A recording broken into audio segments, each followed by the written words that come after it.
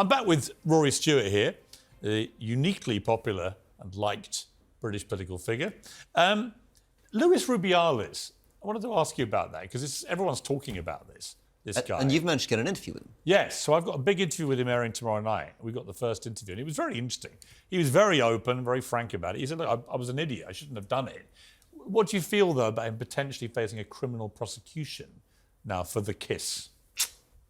I actually quite sympathise with the lady at the end there Great. who was saying that it's quite possible that the woman at the time might not really have felt very much, but that afterwards you can feel very, very disturbed by it. I mean, look, it's very difficult to judge. Spain, different mores, different cultures, but I think you've got to be pretty careful about that kind of thing. Yeah, it's an interesting sign of the time that it's created such a furore, actually. 9/11, it's the 22nd anniversary today of 9/11. I remember where I was lying on a sofa recovering from back surgery and was supposed to be lying there for 3 weeks. It was about 8 days in. I got a call from the Daily Mirror newsroom. I was the editor. I got straight in my car and drove to Canary Wharf, not even thinking that that might be a target itself. It was the most extraordinary day of my career and obviously horrendous in so many ways. Where were you when it happened? I was walking across Asia. I'd been walking for about a year and a bit, and I didn't understand what had happened. I met a guy sort of probably a couple of days after 9/11, and he started trying to explain to me in Nepali. He said, you know, it's this tower in America, and this plane hit it, and I thought this guy was crazy. I literally... So you had no awareness of it at all? Processing these words, but I was like, it's like he's telling me there's been some sci-fi attack in New York. So it wasn't until the 18th September I was arrested and accused of being an Al-Qaeda activist up on the Tibetan-Nepali border. You are the least likely Al-Qaeda activist I probably ever met. So this is what I said. I said to the policeman, I said, I'm not a very likely Al-Qaeda activist. And he said, that's exactly why I think you are. It was like Inspector Clouseau. The walk that you were on, and you carried on for a long time, you did 2 years in the end. It's an extraordinary thing to do, to just walk and walk and walk and walk. What was the motivation for that? I had been briefly a British soldier, then I was a diplomat. And I felt that I was locked behind these embassy walls and we were getting involved in these other countries. We had no idea what was happening. So I walked across Afghanistan just after 9/11. I walked through the winter of December, January, February, March. Just the Taliban government fell. And it changed my life, changed me as a politician, changed me as a diplomat, because I saw the gap between these villages I was in where women had not been more than 2 hours walk from their village in their lives, where I could see drugs being traded, people with guns. And then I turn up in Afghanistan, in Kabul, and I hear the British government and the American government saying, every Afghan wants a gender-sensitive, multi-ethnic, centralized state based on democracy, human rights, and rule of law. And I thought, I can't even translate that into language they understand. So my life was changed. I mean, 9/11 was a horrible event, but it defined the next 10 years of my life. I was in Afghanistan, I was in Iraq, I was working to advise the US government, and I was trying to stand up against what I saw as the madness of how people were responding. When you see what's going on in Afghanistan now with the Taliban just obviously taking back full control and oppressing women again in their millions, terrible poverty, what is the answer? I mean, Tobias Elba got into hot water for, it was a very clumsy video he put out, but the central message that we should start engaging again with the Taliban. Did you have some sympathy with that? I did have sympathy with that, because the truth is that when we sanction people like the Taliban, we don't change their behaviour. They're not trying to go shopping in Harrods. All you end up doing is punishing the Afghan people. These are some of the poorest people in the world. Very, very difficult to feed themselves over the winter, people selling their own organs to feed themselves. So I think we can find ways of providing assistance to the Afghans without going through the government, and sanctioning the government just makes the area poorer and more unstable.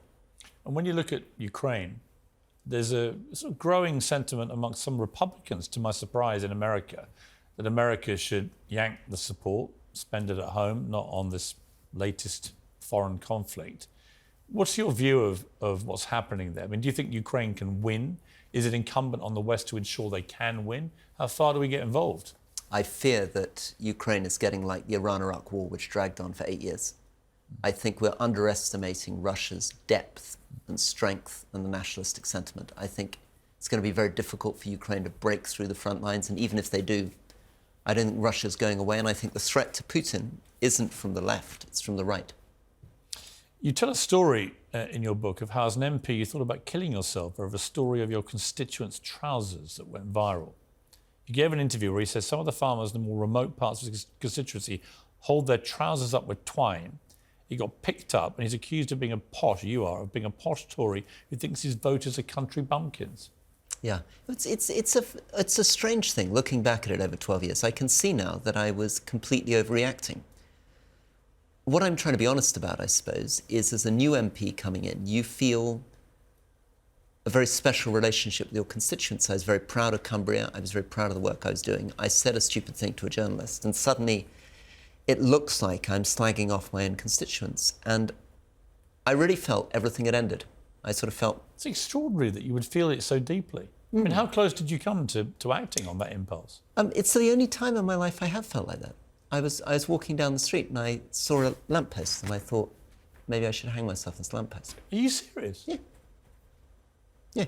It's the only time in my life, but it was... And I think it shows something... Because you felt you'd broken that bond of trust with the constituents? Yeah,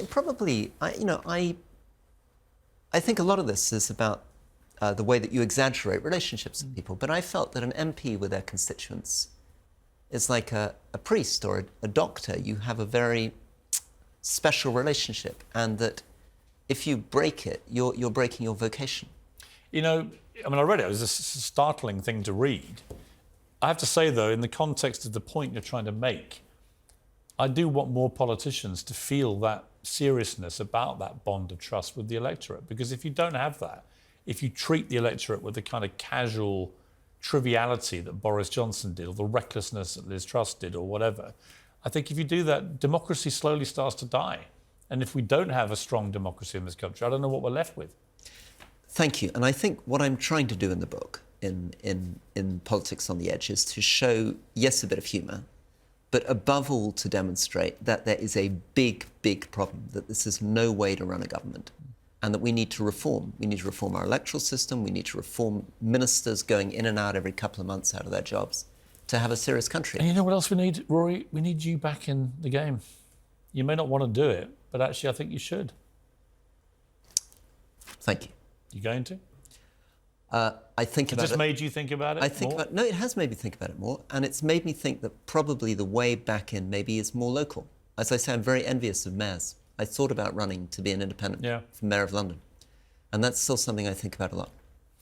Politics on the Edge. It's actually a pretty scary book, actually, because you lift the lid off what we all fear is lying underneath in our parliamentary system, and it's got to evolve and it's got to change. We need more people with your intellect and seriousness, I think, than we currently have, and that would help enormously. Rory Stewart, thank you. Thank you. And being uncensored.